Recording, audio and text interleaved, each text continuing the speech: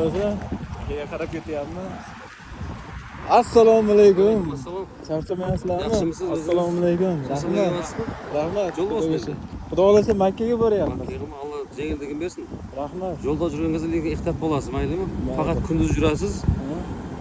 Yo'lda chekkasida yurasiz. Hozir men bayqab turibman, sizda nima yo'q? Atrajat yo'q ekanda. Bo'ldi. Jilet bor mana bilasizmi? Ha.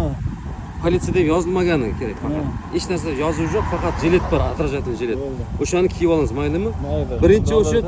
Birinchi uchun o'zingiz sog'lig'ingizni o'ylangiz, maylimi? Rahmat.